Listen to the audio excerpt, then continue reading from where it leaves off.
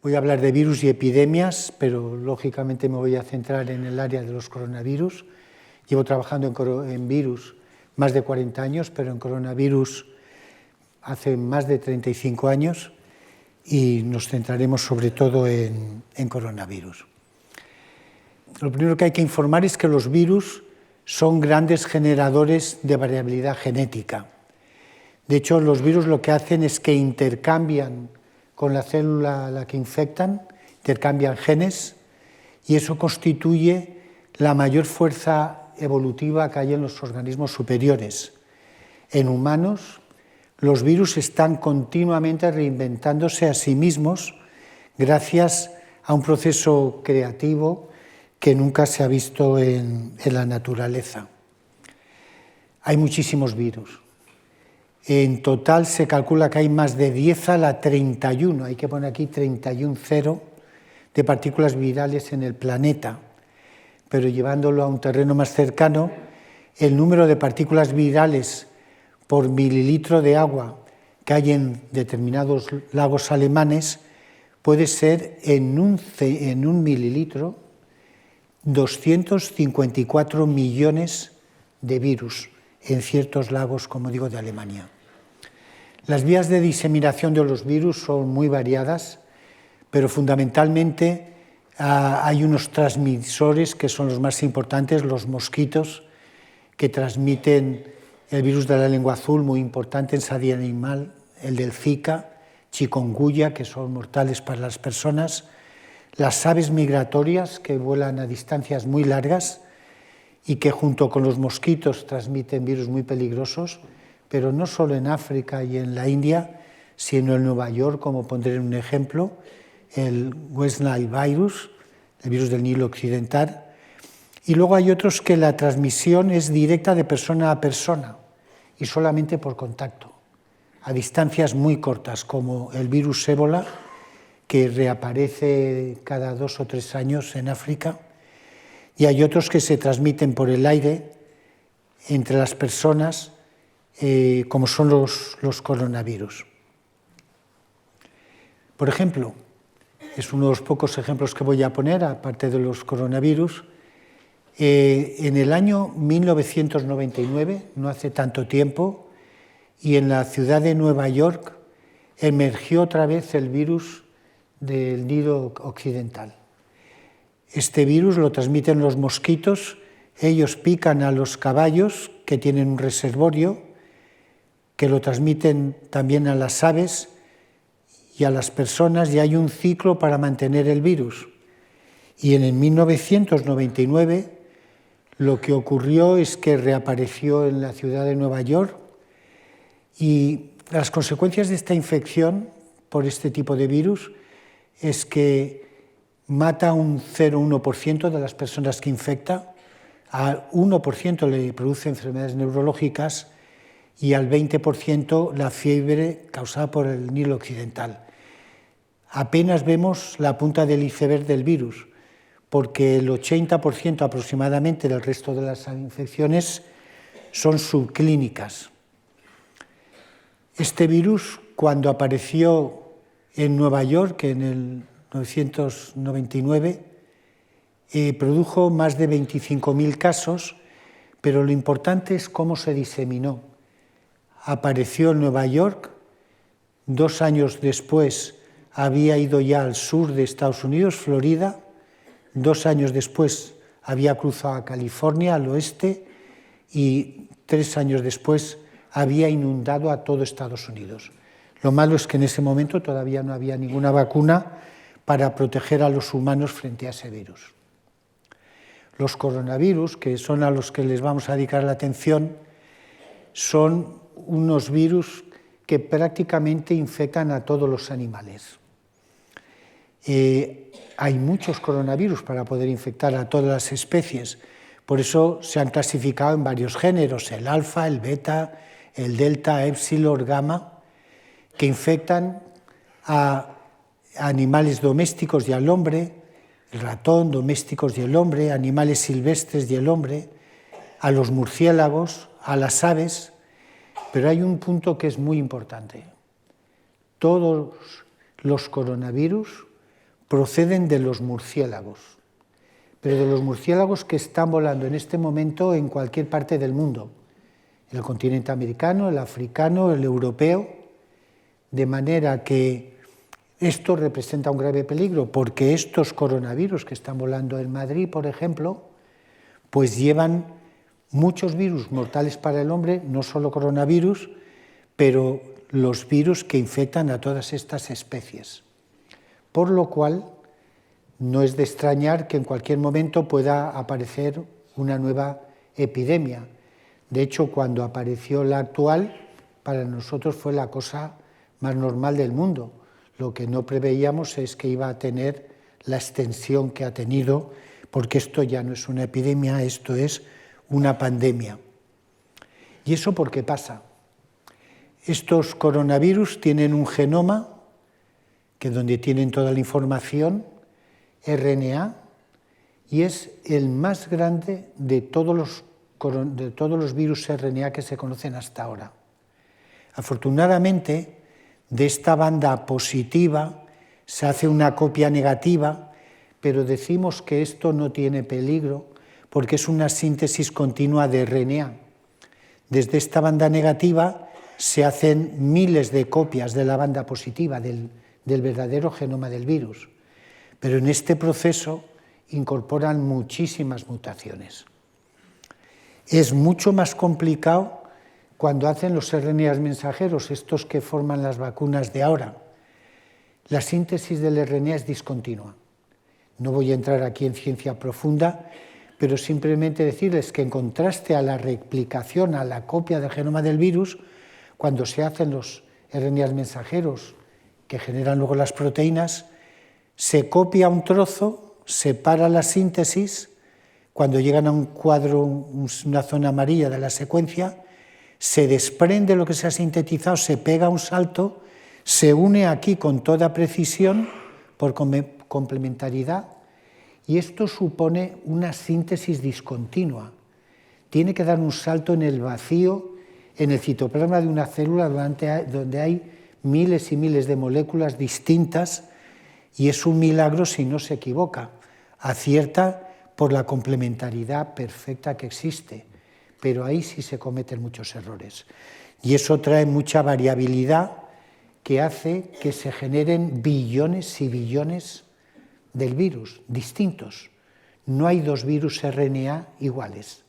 Los hijos del mismo padre, por decirlo así, que nacen en la misma célula, todos son distintos. ¿Y eso por qué lo digo? Pues porque se generan tantos mutantes que aunque los virus sean específicos de especie, es decir, que tenemos coronavirus que infectan a los perros solo, o a los gatos, o a las personas, o a las serpientes, pero son específicos de especie. ¿Y cómo ha podido pasar eso? Esa diversidad es porque no hay dos coronavirus RNA iguales.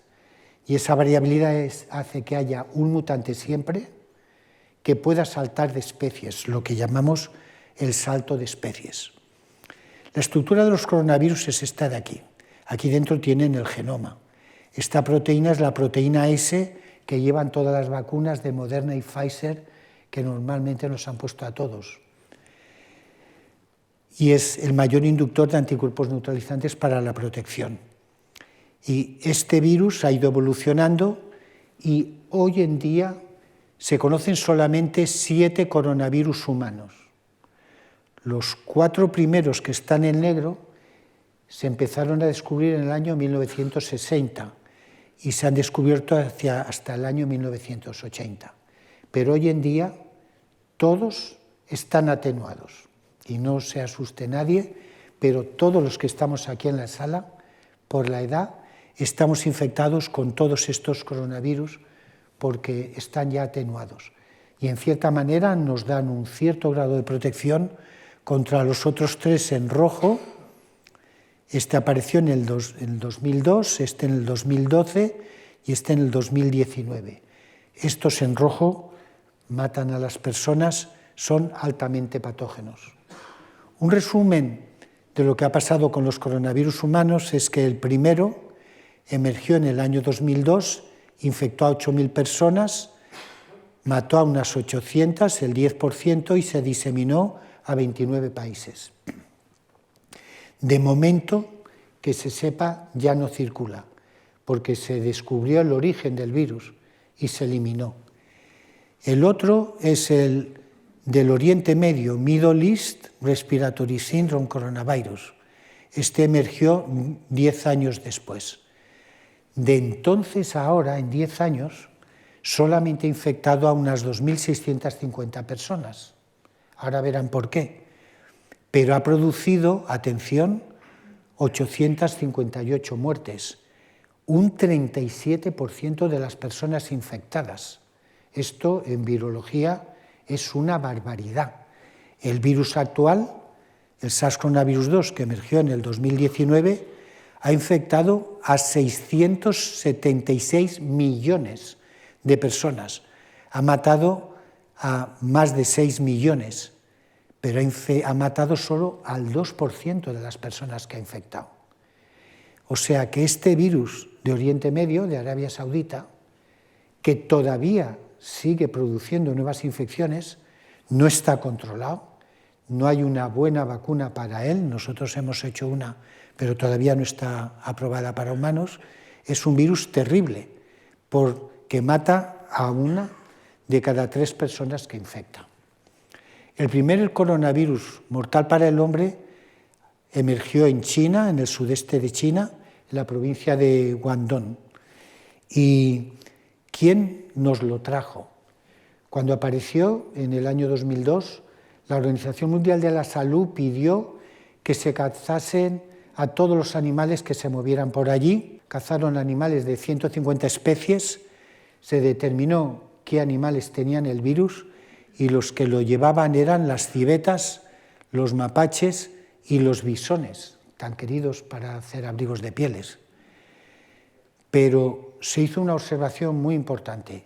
Los que verdaderamente llevaban cantidades elevadas eran las civetas. ¿Y por qué lo transmitieron al hombre?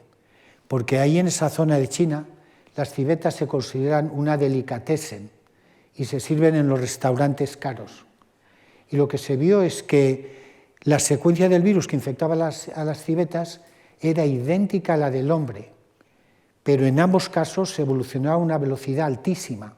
Si evoluciona muy rápidamente es porque no está acostumbrado a vivir ni en las civetas ni en el hombre, venía de otro animal.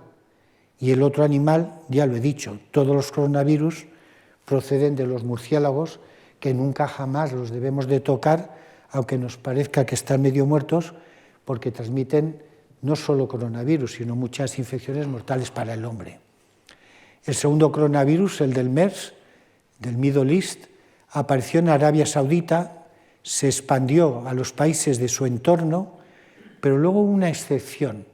Hubo una persona que se fue a Corea del Sur y esa persona infectó a 180, pero de las 180 murieron 80. Eso es una pasada. Una serie de errores médicos diría, pero murieron 80. Por eso la Organización Mundial de la Salud dijo que este era de los 10 virus más peligrosos del mundo y por eso nosotros luego produjimos una vacuna. Pero si es tan peligroso, ¿por qué ha infectado a tan poca gente en 10 años? Pues porque el virus no se transmite bien de personas a persona. Se transmite de persona a persona en la habitación de un hospital que estén internados 2 pacientes, uno infectado y otro no. Los que lo transmiten bien son los camellos. Menuda suerte hemos tenido, porque por aquí no tenemos camellos normalmente por la calle. Si no, pues nos hubiéramos muerto 1/3 de la población mundial. Y todavía ese virus anda suelto y, como digo, todavía no hay una vacuna clara para ellos. El origen del SARS-2 hasta hace unos poquitos meses no se conocía con precisión. Sí, se especulaba y había información que, como he dicho, venía de los murciélagos. Se especulaba que había un hospedador intermedio, algún mamífero de pequeño tamaño, que era el que se lo había pasado a las personas. Siempre cuando hay un virus, este va evolucionando y se va diferenciando porque no para de añadir mutaciones Y lo que ahora ya sabemos por estudios científicos muy serios es que se crearon inicialmente dos árboles evolutivos. Y a partir de aquí tenemos dos tipos de información. La que hacen los científicos serios, que los conocemos desde hace muchos años, les llamamos biólogos, epidemiólogos moleculares, y la que dicen algunas otras personas, preferentemente políticos, que saben poco de ciencia, pero por razones geopolíticas especulan mucho. Afortunadamente hubo un investigador que en el año 2021, en una de las mejores revistas científicas del mundo, era el profesor Edward Holmes, que está en Sydney, Australia. Él se dedica a ver cómo evolucionan los virus, que desde un tronco inicial evolucionan creando dos ramas evolutivas, la A y B. Luego se ha visto que la primera fue la B y que es la que ha predominado en el mundo, como luego simplificaré. ¿Y dónde se detectaron por primera vez los coronavirus? Pues como pasa muchas veces, en el centro de China. Esta es la ciudad de Wuhan, es una ciudad que yo por razones de trabajo he ido allí muchísimas veces, que tiene 16-20 millones de habitantes, que está cruzada por el Yangtze River, este de aquí, azul, que divide la ciudad en dos partes, la parte norte y la parte sur, que este es el tercer río más grande del mundo. Es impresionante, con uno así nos sobraba para regar toda España. Y al norte del río estaba el mercadillo de Huanan, un mercadillo de estos húmedo que llaman en China, que venden animales vivos, venden de todo. Pero allí no venden carne muerta, allí la matan al animal y te la sirven en el momento para que te la lleves a casa.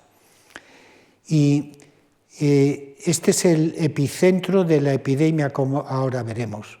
Sin embargo, al sur de Wuhan está un instituto de virología muy famoso. En Wuhan hay muchos institutos de investigación de virología. El Wuhan Institute of Virology, pero está al sur. Pero afortunadamente, para aclarar los resultados, este es el río que he comentado. Aquí donde se ve el epicentro de la epidemia, como se ha publicado hace 3 o 4 meses en las revistas más importantes que hay en ciencia, la revista Science, por ejemplo, esto es de hace unos pocos meses, el año pasado, se vio que los 200-300 primeros casos se dieron justo al norte del río, mientras que en el Instituto de Virología del Sur no se vio ninguna infección. Por eso, el mercadillo este de Huanan, cada cuadrito es una caseta donde te venden algo, pero la carne procedente de animales vivos la vendían en esta zona.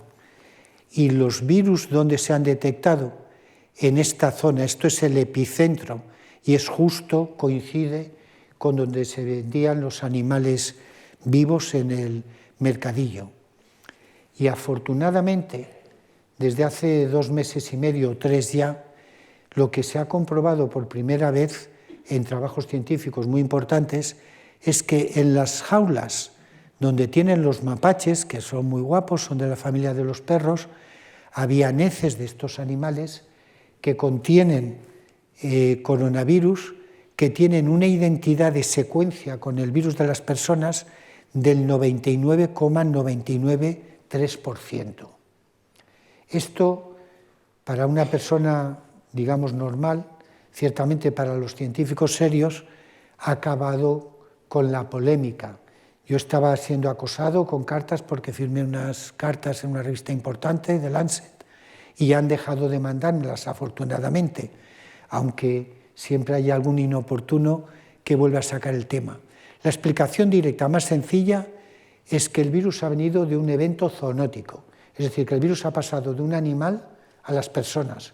Esto es lo mismo que pasó con los otros 6 coronavirus de antes, que hoy en día no hay ninguna evidencia que diga que el SARS-CoV-2 tenga un origen de un laboratorio. Esto es lo que dice mi amigo Trump, que entiende muchísimo de todo, sabe mucha biología y mucha virología. La ciencia está metida aquí. Este es un dato científico. Y, como digo, salvo el expresidente Trump, que ha vuelto a la carga diciendo que el virus se originó en el laboratorio de Wuhan. Ahí trabaja una amiga mía, Cheng Li. Esta amiga le llaman la Bat Woman, la mujer murciélago, porque ella, su especialidad son los virus, los coronavirus procedentes de los murciélagos. Ella no estudia otra cosa. Y el Trump lo que dijo es que la culpa de todo lo tenía Cheng Li. Pero los datos científicos, lamentablemente para él, desmienten eso. Porque, por ejemplo, aunque aquí no todo el mundo sea virólogo molecular, el virus que nos ha venido en el año 2002 tiene una secuencia y tiene esa proteína S. Y cuando se identifican los aminoácidos de la proteína S, en la línea de arriba, lo que se ha observado es que ha metido 4 aminoácidos básicos y el virus de los murciélagos con el que trabaja Cheng Li es este de aquí, que precisamente no tiene esta secuencia, haciendo altamente improbable que el virus se le haya escapado del laboratorio de Cheng Li. Hace 2 o 3 días, habrán visto en la televisión, en la prensa nacional y extranjera, lo que ha dicho mi amigo Trump, que es muy experto, sabe de todo, sabe medicina y de todo. Como saben, cesó a su asesor médico, que era el director del Instituto de Alergia y Enfermedades Infecciosas de los Institutos Nacionales de Salud, que están al lado de Washington, un hombre de un alto prestigio. Y ahora ha vuelto el Trump a la carga, pero ¿esto por qué? ¿Es por cosa científica? No, porque vienen las elecciones. Él, como saben muchos si ven la televisión, ayer dijo que la guerra de Ucrania la acababa en 24 horas. Pero también dijo en los momentos de la epidemia que era muy bueno beber la hidroxicloroquina, que luego se ha retirado porque te puede matar. Y luego también dijo que era muy bueno que bebieran lejía diluida y consiguió que murieran por lo menos 100 norteamericanos. Este hombre tiene un gran mérito. La verdad es que el 50% de su país le puede votar, pero en realidad pues es un poco un problema. Y ahora ha dicho en la BBC, que es donde he cogido esta información, que el presidente Donald Trump ha incluso disminuido, rechazado lo que dicen sus agencias de inteligencia, sugiriendo que tiene evidencias, él tiene evidencias, de que el virus este se ha originado en un laboratorio de China, el de Cheng Li. Pero bueno, es uno de los pocos que lo dicen. Para piraos no nos faltan. Lo que es triste para un científico como yo es que hace unos días haya aparecido un trabajo que se ha publicado, no voy a ir en detalles, por profesores de investigación de Australia, del Reino Unido, de Canadá, de la India, que dicen que el virus que apareció recientemente en Australia, que venía, era una transmisión, troposférica, un transporte troposférico del virus. Pobre virus, si se va a la troposfera, lo que va a quedar de él por la radiación solar. Pero esto está publicado en revistas científicas y es lamentable que siga ocurriendo. Pero ¿qué ocurre? Que esto es lo que la gente recoge porque ahí ven sangre. De todas formas, aunque las cosas de la pandemia esta se están solucionando, tenemos un problema. Tenemos un problema porque aunque ahora una buena parte, los países avanzados, Europa, Estados Unidos, etcétera, todo el mundo está vacunado como todos nosotros 4 veces, aunque nos vacunen y prácticamente se elimine el virus de la población humana, cuando uno hace la pregunta de a qué animales infecta este virus, pues podemos hacer 2 grupos. Animales domésticos de compañía, de granja, con perros, gatos, vacas, que infectan a las personas y que mantienen un intercambio del virus con el medio ambiente. Pero en la vida silvestre hay muchos animales, aparte de los murciélagos que he dicho, pero los monos, los ratones, los pangolines, los ciervos de colita blanca, los tigres, los leones, no están aquí todos, en el medio ambiente mantienen el virus. Y para nosotros es no imposible, pero casi, poder vacunar a esta población animal que constituyen, no son animales de granja, estos son de la vida silvestre, constituyen un reservorio para el virus que, por ejemplo, lo tienen los bisones, como estos de aquí. ¿Qué es lo que pasa cuando el virus, que es lo que se dibuja aquí a la izquierda, con la proteína de las espículas, esa que sobresale, que reconoce el receptor de una célula a la que va a infectar, esta proteína se une al receptor y se queda unido el virus a la célula, pero el virus no se internaliza. No puede si no se activa la proteína esta S. Si estiramos esa proteína S en una línea, hacia el medio de la proteína es donde estaba esa secuencia que les he dicho antes, que no está en el virus con el que trabaja Chen Lixi, del Instituto Wuhan de Virología. Este sitio que se ha introducido en el virus nuevo, en el que ha aparecido en el 2019, ha incorporado un sitio de corte por una proteasa, las proteasas cortan las proteínas, este sitio. Cuando se produce este corte en la proteína plegada, esa posición está aquí. Entonces esa molécula se despliega y cuando se despliega, entonces el virus sí que se internaliza, porque se activa. Es importantísimo que el virus haya adquirido estos 4 aminoácidos que son reconocidos por una proteasa que se llama furina. ¿Y por qué es tan importante? Porque esa proteasa está en todos los órganos del cuerpo. Entonces, nos entre por donde nos entre el virus, por vía oral, por vía respiratoria, por un pinchazo, cuando llega a un sitio, tiene furina en ese tejido, en el cerebro, en el sistema circulatorio, en el riñón, en el hígado, en los pulmones, en todas partes, y produce este corte que activa al virus para que pueda entrar en la célula. Y esto es lo que es, en cierta manera, un desastre, porque mientras que el SARS-CoV-1, el que emergió en el año 2002, ese solo infectaba el tracto respiratorio y el tracto intestinal, no infectaba el cerebro, el hígado, los riñones, etc., este infecta más de 50 órganos.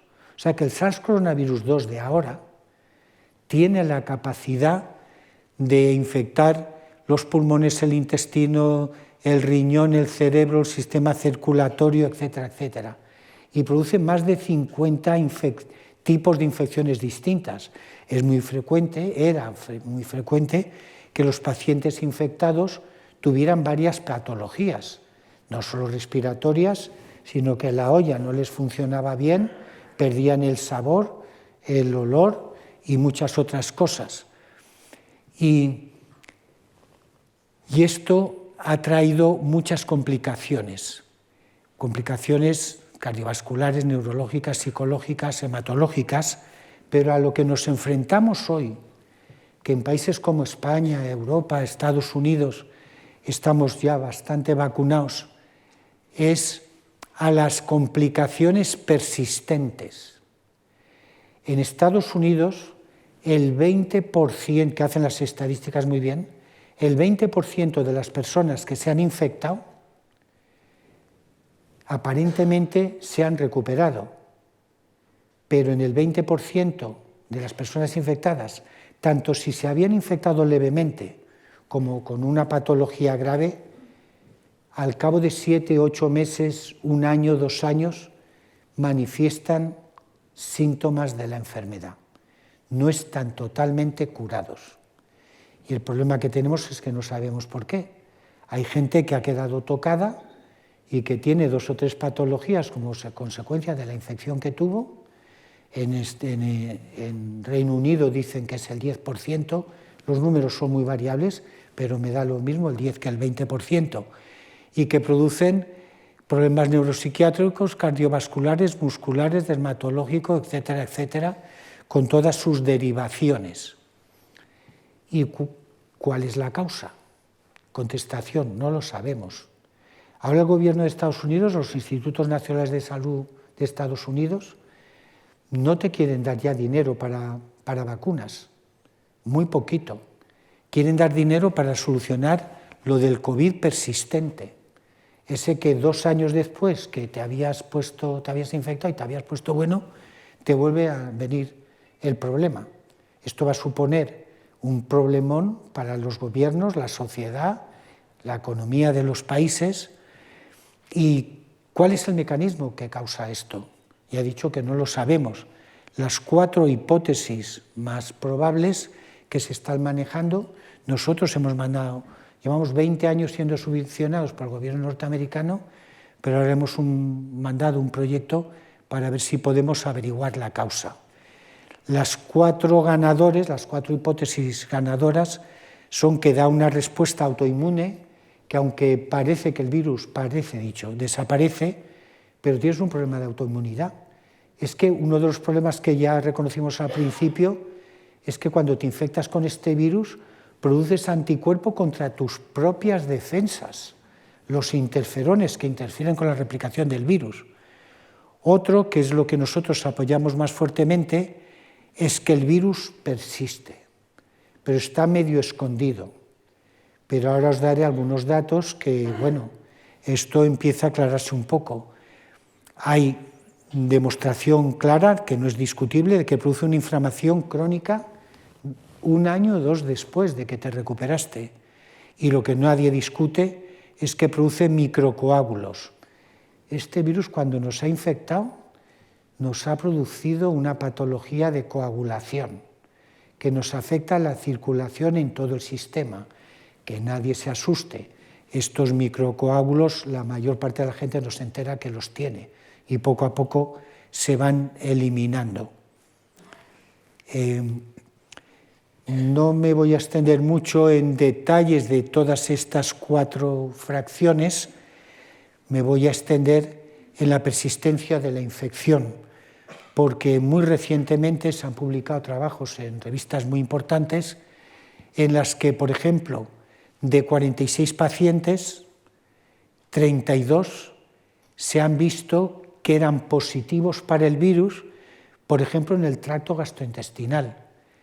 El 25% aproximadamente de los pacientes mostraban la presencia del virus en el duodeno, en el ileum o en el colon, con toda claridad. Estos son datos científicos. Y lo que es más importante, han demostrado que habían 4 proteínas del virus. 4, porque mira 4. Si miran más, verán más.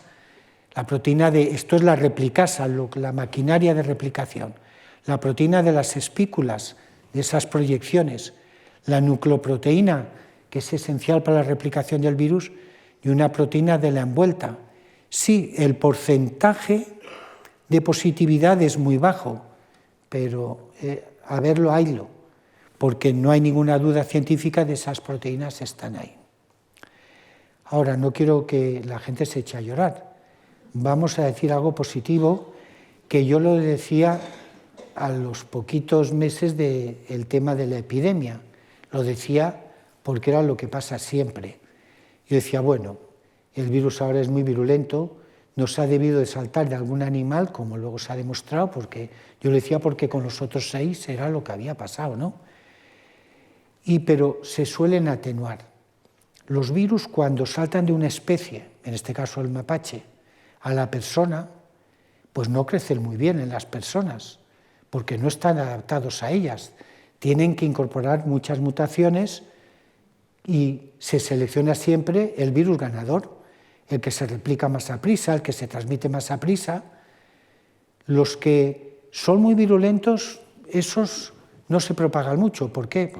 Elemental, mi querido Watson. Si es muy virulento, cuando te infecta te pones muy malito, te llevan al hospital, ya te encierran, te meten en la UCI y a lo mejor te mueres y entonces ya te meten en la caja y ya no te diseminas ese virus virulento. ¿Qué virus se imponen?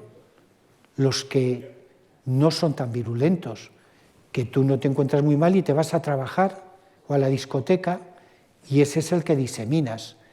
Y eso es una ley que ha pasado siempre y es la que ha pasado ahora, y esto lo han demostrado en un trabajo de un conjunto de científicos norteamericanos. Esto parece complicado, pero es muy sencillo. Han cogido unos investigadores de 36 laboratorios y han analizado la última estirpe del virus, la Omicron. Ya sabéis que está la alfa, la beta, la gamma, la delta, la Omicron y tal, y para ver si la virulencia. Y entonces hacemos en los laboratorios un experimento que es muy simple.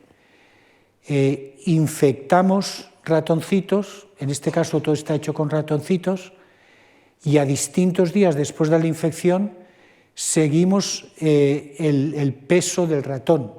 Si se ha enfermado, porque el virus es virulento, pierde peso. Si se ha enfermado con uno de los virus de antes, pierde peso. Todas las líneas negras de pérdida de peso se han hecho con los virus del SARS de antes. Pero con los nuevos, las líneas de colores, veis que no pierden peso. Eso que indica que en ratón este virus Omicron, que es el que circula ahora, está atenuado. Esto es mucho más complejo, pero estoy simplificando. En hámsters lo mismo, se infectan ya 3 días o 6 días después de la infección, se miran los pulmones de los hámsters y se tiñe para buscar el virus. Y entonces, si hay virus, se tiñen de rojo. Como veis, a 6 días hay muchas células infectadas. Pero si el virus con que se han infectado los hámsters es de la línea Omicron, a 3 días ni un virus. Y a 6 días se ve una célula infectada aquí. Está muy atenuado ese virus. Pero luego lo han mirado en humanos. Y en el bronquiolo, la parte de arriba del sistema respiratorio, las células rojas del epitelio son las que tienen virus. Y se ve que aquí, las células biliares de aquí, estos puntos negros que hay aquí, esos son el virus. Esto es una vesícula llena de virus y esto es otra llena de virus. En la parte superior del tracto respiratorio, los bronquios. Por eso, este virus se transmite muy bien. Bueno, por eso y por otras cosas. Porque si yo estuviera infectado con él, cuando hablo, no paro de echar virus porque está creciéndome en la parte de arriba. Sin embargo, cuando se analiza cómo crece en humanos, en los bronquios, y se compara con el pulmón, vamos a fijarnos solo en la columna azul. En los bronquios, el que más crece es el Omicron, el azul. Y en los pulmones, en la parte inferior, el que menos crece. La patología se produce infectando el pulmón, la parte de abajo. Este virus Omicron que circula ahora es el que más circula, el que se han puesto el 90 y tantos % de las infecciones que se dan en Estados Unidos o en Europa ahora están producidas por esta variante Omicron. Pero afortunadamente está atenuada. Eso es muy importante. Como todos sabéis, han habido varias ondas de infecciones que las han dado pues, el virus alfa, el beta, el delta plus, los omicrones, que han dado 2 variantes y luego han dado otras 2, y que cuando se han estudiado todas estas variantes y los científicos, los epidemiólogos moleculares, los han secuenciado, han visto que había un origen, que hubieron 2 árboles evolutivos al principio, este es el que se impuso y este ha dado a otras variantes, la alfa, la gamma, los omicron, los beta, los delta, no van por orden. O sea, no es el 1 da lugar al 2, el 2 al 3, el 3 al 4, no. Aquí cada variante puede dar lugar a otras variantes, pero unas se imponen sobre las otras. Y en este momento en el mundo se han impuesto las variantes Omicron, que no son una, son muchas. Y ahora hay dos que son las más adelantadas.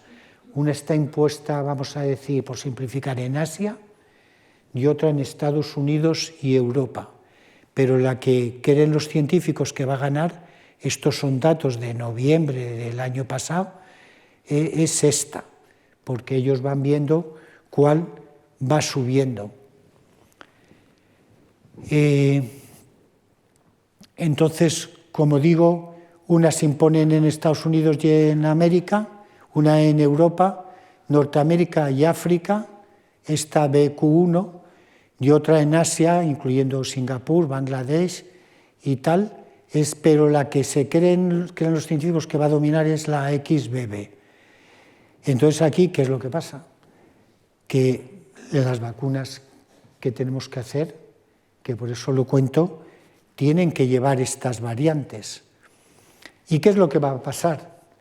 Pues primero, que este virus ha venido para quedarse, como el virus de la gripe, que va a ser un virus temporal, que como el de la gripe nos infecta en otoño, lo mantenemos durante el invierno, y luego como sube la temperatura, no estamos en sitios cerrados, si nos vamos a la playa, que allí hay mucha radiación ultravioleta, mucho calor que los inactiva, y que estamos en un ambiente abierto, pues desaparece y luego al otoño siguiente vuelve a aparecer otra vez. Siempre los virus que perduran tienen muchas características, pero tienen dos fundamentales. Una, que corren mucho, se transmiten mucho de célula a célula, con mucha facilidad, porque el receptor donde se engancha ha evolucionado para reconocer mejor a las células, y otra que se produce, la síntesis, es con títulos mucho más altos. Y otra, de las más importantes, es que el que se escapa es porque ha cambiado la envuelta, y los anticuerpos que nos han inducido las vacunaciones ya no lo reconocen. Esto es siempre una caza. Se produce el virus 1, nos infecta, producimos anticuerpos 1 contra el 1.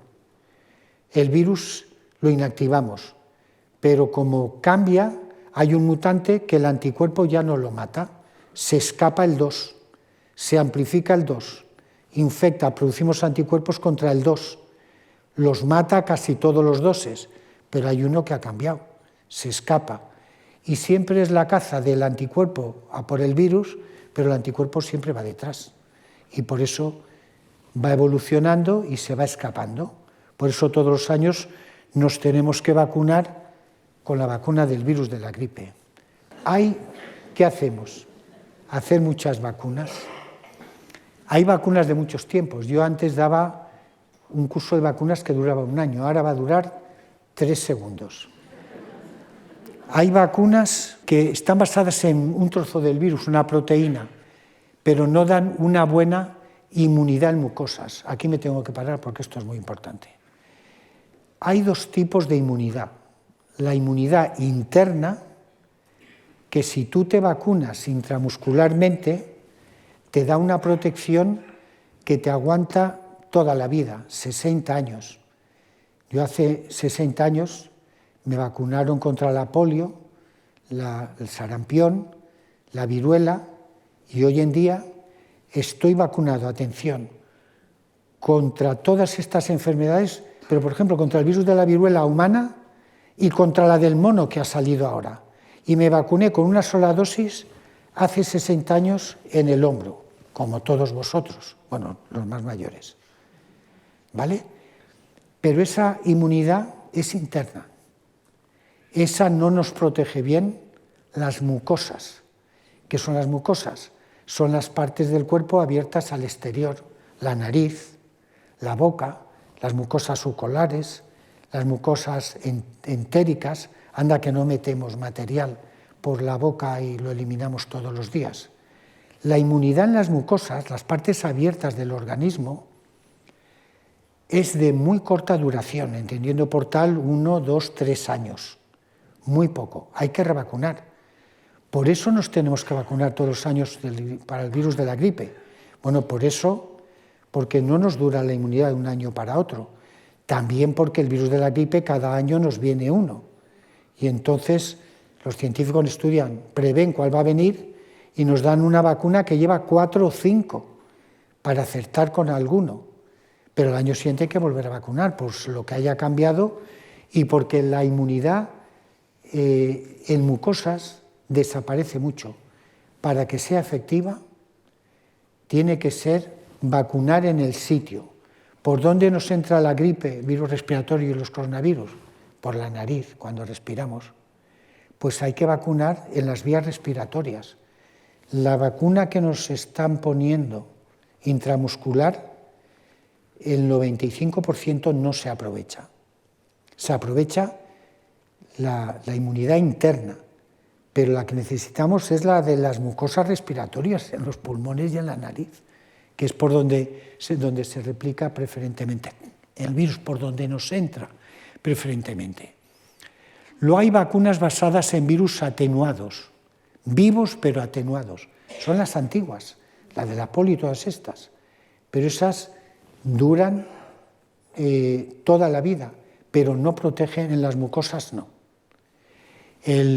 Son las mucosas las vacunas que nos han salvado de todas las enfermedades malas, pero como digo, están basadas también en virus virulentos, virus vivos, que los hemos atenuado, pero son vivos y pueden revertir a virulentos.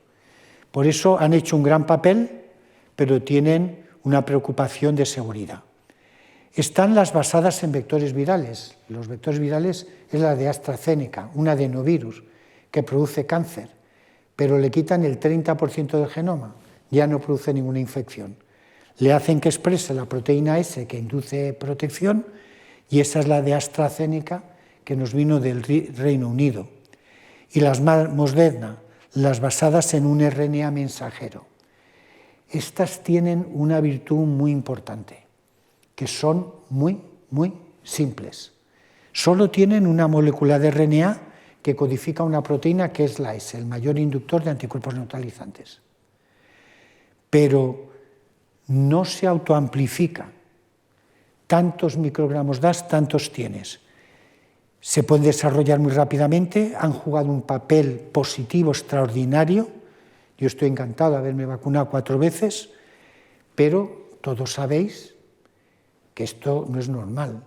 Nos hemos vacunado 4 veces aquí en España, y en América, y en Inglaterra, pero aunque estemos vacunados 4 veces, nos volvemos a infectar, a criar el virus en nuestro cuerpo y a pasárselo a otra persona. Esto no está bien, esto hay que mejorarlo. Y las hemos de guardar a 70 grados, menos 70 grados o menos 20. Todavía lo que se ha sacado está bien, pero hay que mejorarlo. Y hay otras que están basadas en RNA, pero en RNAs que se autorreplican. Nosotros, como llevábamos 35 años trabajando con coronavirus, pues la verdad es que sabíamos mucho. Y dijimos, bueno, esto lo arreglamos nosotros, sí, pero hay que trabajar mucho. Son moléculas que se autoamplifican porque llevan la maquinaria de ampliación, lo metemos una y hace 1000 o 5000. Y de eso da una respuesta inmune muy fuerte y eso da miedo, ¿no? Que tenga la maquinaria de replicación. No, porque nosotros hemos hecho que ya no sean virus, no se puedan propagar, sean deficientes en propagación, lo que le da una alta seguridad. ¿Y cómo llegamos a esto? Llegamos porque nosotros trabajamos en virología básica. Estudiábamos por qué un virus te mata. Y la gente se cree que un virus te mata si crece mucho. Pero eso no es verdad. Hay muchos virus que nos crecen en el pulmón y no nos hacen nada, que sepamos. Un virus te mata si lleva genes de virulencia. ¿Y qué es un gen de virulencia? Esta es la estructura del genoma de un coronavirus, tiene muchos genes de distintos coloritos. Los que están de gris aquí, esos genes no los necesita el virus para replicarse. Entonces, ¿para qué los lleva? Pues los lleva porque esos genes ayudan a la virulencia del virus. ¿Y cómo la ayudan? Porque expresan un gen de estos de aquí grises que lo que hace es que te inhibe las defensas inmunológicas. Expresan un gen de estos y este te inhibe la producción de anticuerpos y linfocitos T de determinado tipo. Son genes de virulencia. Entonces, nosotros que fuimos el primer laboratorio del mundo que consiguió hacer un virus de estos sintético, teníamos una herramienta muy poderosa para quitar uno a uno estos genes. Y entonces le quitábamos los genes uno a uno, por ejemplo el gene, y lo pinchábamos a ratoncitos, que es la otra herramienta muy importante, el modelo animal. Si después de quitarle el gen el ratoncito se moría, pues ese gen no era de virulencia, pero si no se moría, sí. Entonces cuando le quitamos, esto es mucho más largo de lo que yo lo voy a contar, el gene, entonces vimos, al quitarle la proteína E, era una proteína que estaba en las células infectadas, esto es una célula en el citoplasma, esta cosa verde. Y cuando infectábamos a los ratoncitos, los infectábamos con el virus sin el gen E deleccionado delta E o el virus silvestre, el wild type. Y miramos a los 4 días y a los 6 días qué le pasaba a los ratones, los grupos de ratones que habíamos infectado. Si le quitamos el gen E, aquí veis que los alvéolos intercambian oxígeno muy bien, a los 4 y a los 6 días. Estos espacios aéreos están intercambiando oxígeno. Si era el virus salvaje, el silvestre, están infiltrados y a los 6 días están encharcados. Estos pulmones ya no pueden intercambiar oxígeno. Eso es lo que se llama edema pulmonar. Y un animal infectado o una persona se muere. Entonces, oye, si le quitamos al virus el gen E, el virus atenúa. Y un virus atenuado es un candidato a vacuna en potencia. Y eso es lo que hicimos. Y voy a empezar a correr un poquito, porque esto es muy largo.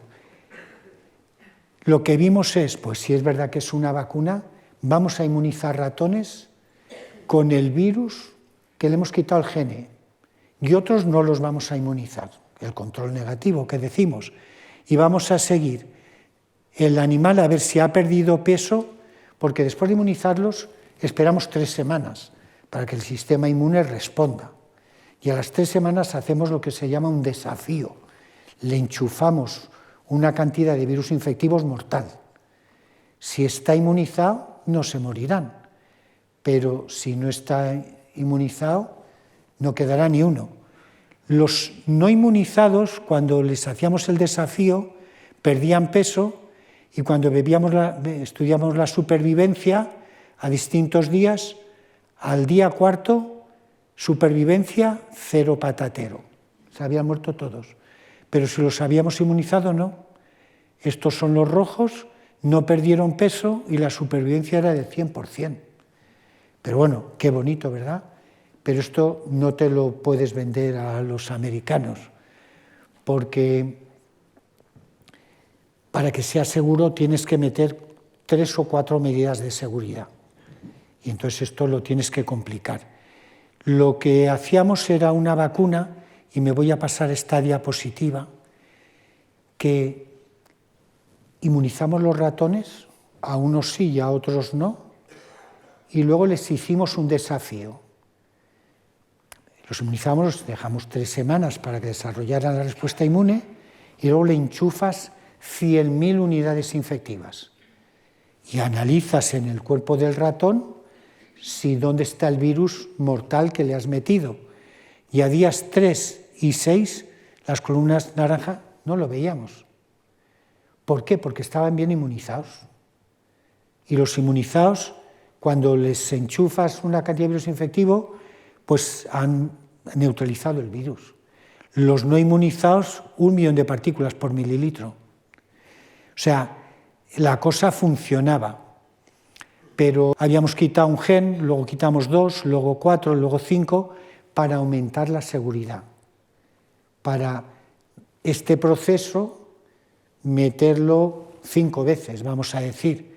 Y con esto hicimos una vacuna que protege perfectamente contra el virus ese tan peligroso de Oriente Medio. Y creo que no voy a entrar en detalles porque, bueno, el mensaje ya está dicho. Cualquiera de los virus que habíamos creado, quitando de 1 a 5 genes, los distintos colores, quiere decir que a cada uno de estos virus que se había atenuado le habíamos quitado una combinación distinta de genes. Los ratones inmunizados con esos mutantes de deleción no pierden peso, los no vacunados pierden peso rápidamente, los inmunizados con cualquier variante, supervivencia 100%, los no vacunados al día 7, supervivencia 0 patatero. Esto funciona. Y lo que la vacuna nuestra la calificamos de esterilizante, que quiere decir, si los vacunamos con esta vacuna, los ratones, lo hemos hecho en ratones, ya días 2, 4 y 6, después de dejar esas 3 semanas para que la inmunidad se desarrolle, buscamos el virus, 0 patatero. Si no están vacunados, hay más de 1 millón, dependiendo del día, 10.000 partículas infectivas o 1.000 por mililitro, ¿no? La vacuna funciona. Ahora, muy hábilmente, os estoy un poco engañando, bueno, no diciéndoos que esto lo hemos hecho con el virus de Oriente Medio, porque es el primero con el que empezamos a trabajar y porque nos fue muy sencillo. Ahí todas las predicciones que hacíamos en el laboratorio nos salía. Y hemos hecho una vacuna en las que este RNA, hemos quitado varios genes, eso ya no es un virus, es un replicón RNA que no se propaga de una célula a la vecina, por tanto no tiene la oportunidad de evolucionar, pero mirad lo que pasa. Si nosotros infectamos una célula con este virus que le hemos quitado varios genes, se producen en el citoplasma unas bolitas que son virus. Parecen como el virus normal, el que mata, son estas bolitas de aquí que están en estas vesículas. Esto las llamamos virus-like particles, partículas análogas a virus, porque estas bolitas y estas se parecen. Y llevan dentro el RNA este que le hemos quitado varios genes. Ya no es un virus, el genoma del virus, es un replicón RNA que se autoamplifica pero que no se disemina. Esto es una vacuna que por eso consideramos segura. Pero bueno, esto es muy importante, esta vacuna para el MERS coronavirus. Hombre, tenemos que ahora llevarla a humanos. Pero, ¿y el SARS coronavirus 2, que es el actual? Y ahora a muerte. Todos los conocimientos que teníamos, que aprendimos con el MERS coronavirus, los hemos aplicado al SARS coronavirus 2, el de la pandemia. El genoma es así, tan largo como el del otro, pero esto lo queremos pinchar a personas y esto es muy serio. Si no es seguro, nos cortan el cuello. Entonces, hemos trabajado en el genoma del virus, en la parte de un extremo, en el otro extremo y por el medio, en muchos genes. Distintas personas del laboratorio trabajan en una parte.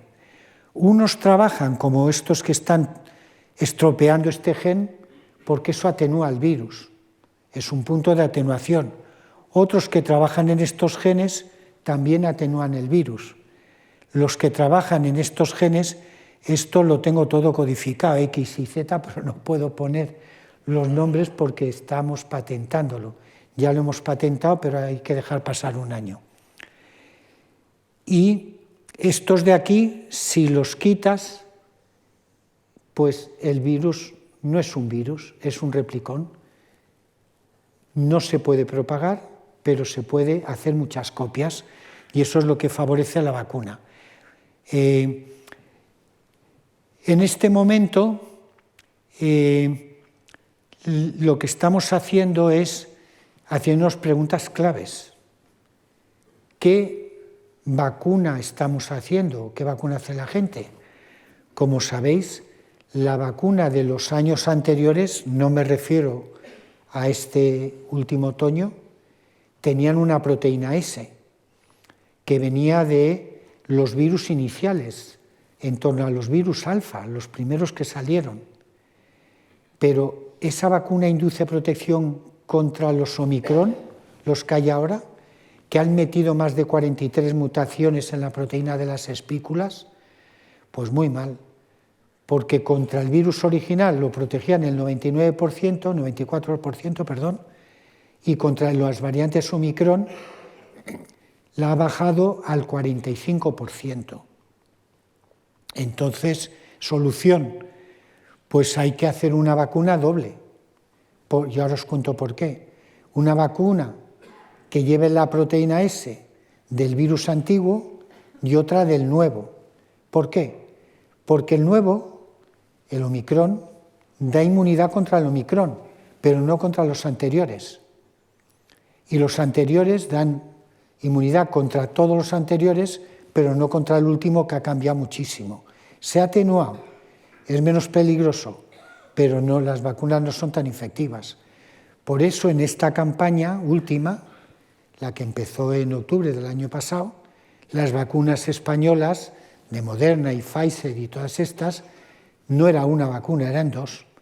Llevaban, la mitad llevaba la proteína S de Omicron y la otra mitad llevaba la proteína de alguno de estos alfa, beta, gamma o delta. Son vacunas dobles. Eso nos ha obligado a nosotros a hacer dos vacunas con dos proteínas S, la S de Omicron y la S del delta. Y estas vacunas, no voy a entrar en detalle, inducen muy buena cantidad de anticuerpos. Si no están inmunizados, dan este nivel de anticuerpos. Si está inmunizado una vez, este. Si está inmunizado dos veces, este. Esto da un nivel 3. Esto es saturación. Y aquí, para que uno pueda tener una idea de lo alto que es, tiene que trabajar en este rango. Aquí ya el sistema está situado. Estos son anticuerpos contra la S. Y estos anticuerpos también los medimos contra lo que se llama un dominio de la S, el casquete, que es el que necesita para reconocer al receptor celular. Si induces anticuerpos contra este casquete de la proteína S, pues el virus no puede infectar. Son muy importantes. Los anticuerpos que van contra esto son neutralizantes.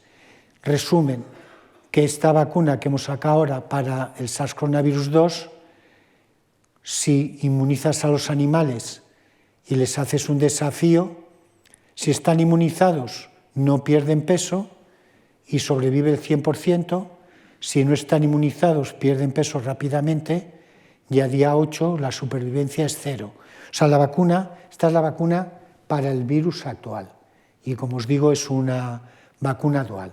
En resumen, hemos hecho una vacuna que está basada en un replicón que se autorreplica, se autoamplifica, pero que no se puede propagar. Ya no es un virus, los virus se propagan. Expresa varias proteínas. Las vacunas de Moderna y Pfizer expresan la S. Las nuestras no, expresan más de 5 proteínas. Inducen anticuerpos neutralizantes y respuestas celulares. La administramos, atención, intranasalmente. Las vacunas de Pfizer y de Moderna y de AstraZeneca las mandan aquí. Eso se pierde el 95%. Ellos lo saben mejor que nosotros. Lo que pasa que si quieres que te la prueben, la das intramuscular y te la pruebas. Si la das intranasal, cuesta más. Pero ha pasado una cosa muy importante. Antiguamente la vacuna de la gripe la daban intranasal, pero en algunos casos produjo parálisis facial hemilateral. En la mitad de la cara se te paraba, pero luego a los 3 meses se te iba sola. Pero la cortaron y se pasaron a la pinchada en el músculo. Pero es que esa no sirve para la inmunidad de mucosas. Pero afortunadamente desde hace solo 2 años, en Estados Unidos y los países más avanzados de Europa, ya dan la vacuna de la gripe intranasal. A mi nieta la han vacunado con la intranasal ya, que supone, no es un pinchazo, te ponen una jeringuilla sin aguja, te dan la mitad aquí, pero te produce un spray que te llega a los pulmones. El hecho de que en todo el mundo ahora ya se admita la inmunización intranasal, van a copiar el sistema que utilizan para la vacuna de la gripe, y eso va a favorecer mucho que a partir de ahora, muy posiblemente en la próxima campaña, ya también las vacunas para el SARS se den intranasalmente. Bueno, y aquí los colegas del laboratorio que trabajan mucho, somos 17, 12 son doctores y los demás los serán prontos. Estos son colegas del instituto que nos tienen que apoyar con tecnología, y destacaría de los extranjeros. Nosotros recibimos financiación del Gobierno español, de la Unión Europea y de los Institutos Nacionales de Salud de Estados Unidos. Y trabajamos desde hace más de 20 años con un grupo americano que nos financia los Institutos Nacionales de Salud de allí, y destacaría el Stanley Perman, que es un inmunólogo de allí. Ellos son más inmunólogos que nosotros somos más virólogos que ellos, y colaboramos desde hace 20 años y seguimos colaborando porque los grants de Estados Unidos son muchísimo más fuertes que los de aquí. Muchas gracias por esta atención.